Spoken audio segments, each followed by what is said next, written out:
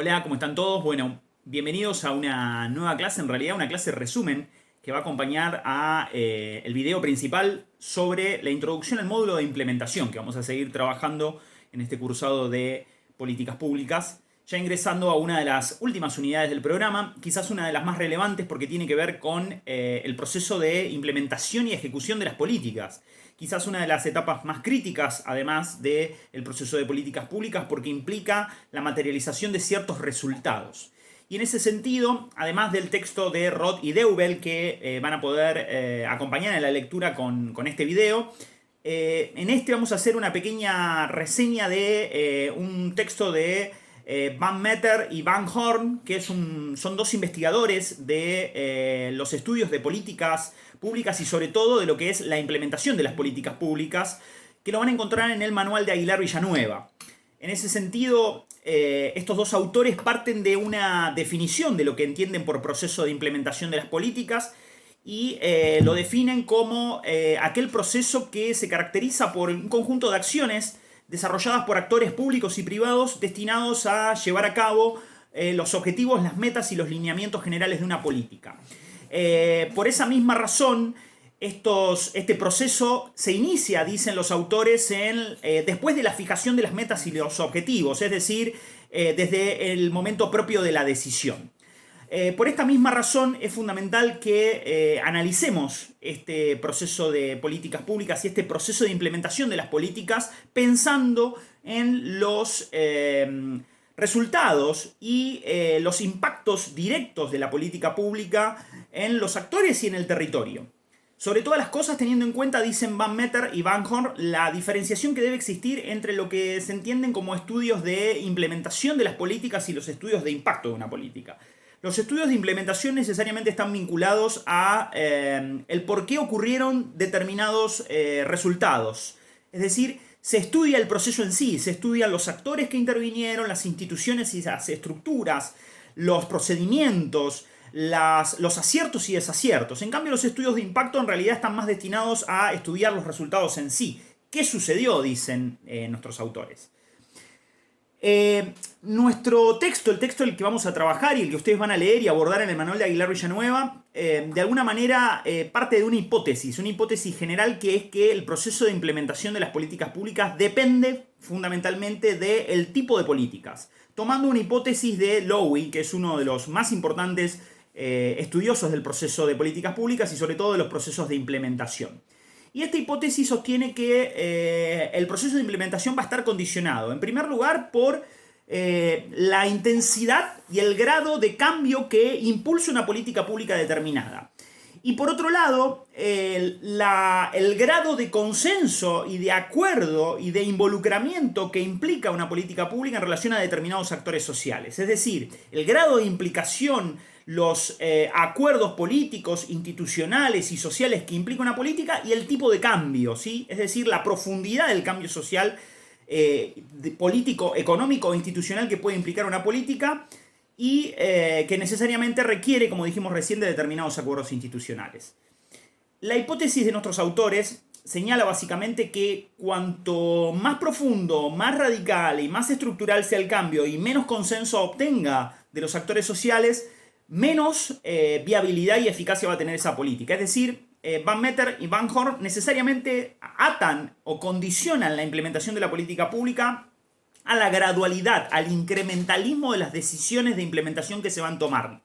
Esto tiene que ver con una postura teórica, que es el incrementalismo, que sostiene que todo proceso de políticas públicas, tanto en su fase de diseño como en su fase de implementación, debe realizarse con pequeños ajustes graduales y es contrario a los cambios estructurales. Por el contrario, sostienen que los cambios estructurales generan muchas veces reacciones institucionales, sociales, que son contrarias a la viabilidad del proceso de implementación.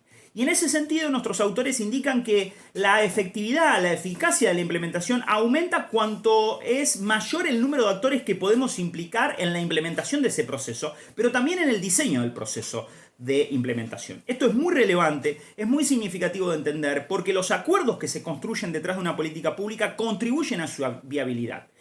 Si nosotros de alguna manera estableciéramos una tabla que nos pudiese marcar como indicador la viabilidad de una política pública, de algún modo lo que estaríamos marcando es que cuanto más crece la gradualidad y cuanto más crece el acuerdo y el compromiso de los actores institucionales implicados en la implementación, más eficacia, más viabilidad desde el punto de vista de lo político y lo económico va a tener nuestra política pública. Es decir, este es el primer elemento que ustedes tienen que tener en cuenta al leer el texto de Van Meter y Van Horn. Pero en segundo lugar, dicen nuestros autores, hay al menos 6 dimensiones que intervienen y que condicionan y que limitan, pero que también pueden potenciar el proceso de implementación. Y estas 6 dimensiones forman parte de lo que nuestros autores llaman el modelo teórico de la implementación, es decir, un conjunto de variables que se van relacionando entre sí y que van condicionando, limitando o a su vez potenciando e impulsando el proceso de implementación. Vamos a empezar por las más básicas y después vamos a llegar a las más complejas o quizás a las que hay que prestarle mayor atención. En primer lugar, la primera dimensión, la más relevante porque de alguna manera condiciona el propio proceso de implementación, es la fijación de las metas y los objetivos de una política. Toda meta y todo objetivo de alguna manera funcionan, dicen Van Meter y Van Horn, como un incentivo, ¿sí?, para la movilización de los actores en el cumplimiento de una política pública. Y ese incentivo tiene que ver, sobre todas las cosas, con el hecho de que varios actores, a la vez, con intenciones distintas y con intereses distintos, se movilizan alrededor de esa política pública. Y lo que hay que atender en este punto es a la complejidad, ¿sí?, de los objetivos que puede implicar una política pública, porque siempre intervienen distintas organizaciones y niveles en esa implementación. Y a veces las metas y objetivos de esos niveles y de esas jurisdicciones y de esas organizaciones pueden ser contradictorios. Y uno de los grandes desafíos de la implementación es administrar esa complejidad, es administrar esa jerarquía de niveles y la diversidad de organizaciones en las que intervienen. Y esto nos lleva a la segunda dimensión, que va más allá de las metas, que tiene que ver con los recursos, que también, como dijimos antes, operan como un incentivo directo, ¿sí?, para lograr una implementación efectiva de la política pública.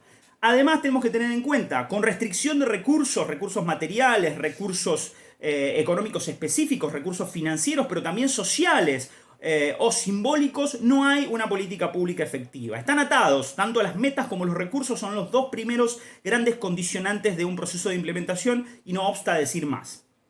Y aquí vamos al tercer elemento muy importante, que es la comunicación, ¿sí?, y la relación dentro de las distintas organizaciones que van a participar de ese proceso de implementación. Y además, la capacidad que tienen esas organizaciones para obligar a la acción a los distintos actores que forman parte de la organización. La comunicación es clave, la comunicación interna sobre todo, porque esto implica la posibilidad de socializar las metas y los objetivos y hacer que entre los actores que son parte del proceso de implementación tengan un alto nivel de acatamiento, de socialización y aceptación. Si los actores que son parte del proceso de implementación desconocen las metas y los objetivos y a su vez no las acatan, tenemos de alguna manera una restricción que nos va a dificultar el proceso de implementación. Y esto nos lleva a la obligación, la capacidad que tiene el Estado o las distintas organizaciones que implementan una política pública para obligar a los actores, ¿sí? A esto se los denomina mecanismos de enforcement, es decir, mecanismos que coaccionan a los distintos actores para tomar parte en ese proceso, para implicar a los actores en ese proceso. Estos mecanismos son múltiples. Pueden ir desde el reclutamiento, la generación de incentivos económicos para los distintos actores de la organización, la asignación de algunos recursos, la reubicación, el ascenso o el traslado de cierto personal, o incluso la compensación y la promoción en el caso de que se vean resultados efectivos. Pero también, ¿sí?, puede operarse a través de lo que se denomina el control presupuestario, la asignación de nuevas partidas a algunas áreas u organizaciones o la reducción de las partidas en el caso de que alguna jurisdicción o alguna organización no haya cumplimentado específicamente con los objetivos de la política pública. Y como dicen nuestros autores, además, digamos, para asegurar la comunicación efectiva de las metas y los objetivos, es fundamental la asesoría externa. Puede ser un elemento clave la asesoría externa, porque de alguna manera lo que sirve es como asistencia técnica para que los actores de las distintas organizaciones interioricen, internalicen y generen consensos en torno de la necesidad de implementar la política pública. Y nos vamos así al cuarto punto. Muy relevante el cuarto punto como condicionante de la implementación de las políticas públicas. Las características de las agencias de implementación. En todo proceso de implementación nosotros tenemos siempre una estructura jerárquica que puede moverse en el plano horizontal, pero en el que intervienen distintas organizaciones y agencias. Siempre hay agencias públicas, a veces hay organizaciones privadas que condicionan ese proceso de implementación. Y por eso hay que mirar hacia adentro. Es decir, pensar en las normas, en los procedimientos, en la propia burocracia de esas organizaciones y sobre todo tener en cuenta cuáles son los patrones de conducta, la cultura organizacional de esas instituciones que van a condicionar nuestro proceso de implementación.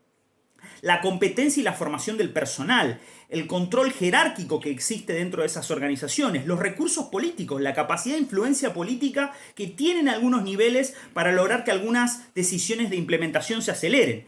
La vitalidad de esas agencias, es decir, la capacidad de esas agencias que les permite realizar transformaciones. Muchas veces las organizaciones o las agencias públicas viven procesos de inercia, están paralizadas por razones presupuestarias o incluso políticas y traban el proceso de implementación de la política. Pero sobre todo las instancias de comunicación interna, los vínculos de esas agencias y organizaciones con las instancias decisoras, vínculos que necesariamente tienen que ser fluidos de manera tal de que las metas y los objetivos vayan impactando en esas organizaciones, vayan siendo socializados y aceptados, es decir, no generen resistencias que pueden trabar el proceso de implementación de las políticas.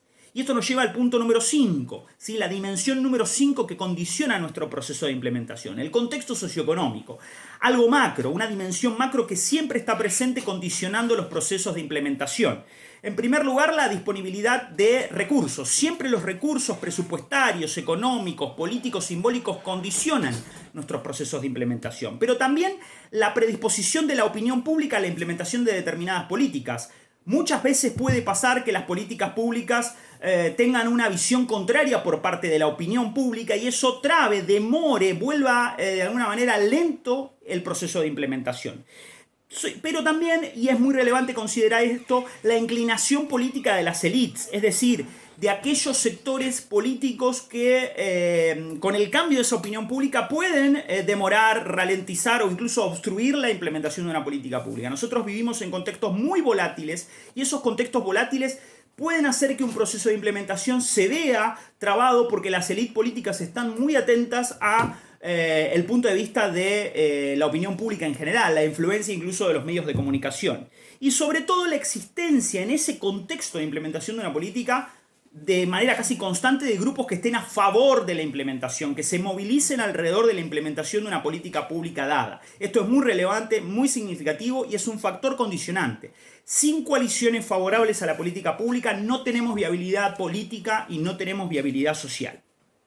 Y por último, nos dirigimos a la dimensión número 6. La dimensión número 6 nos tiene que hacer pensar en la actitud, no ya solo en las agencias, sino en la actitud de los encargados de la implementación.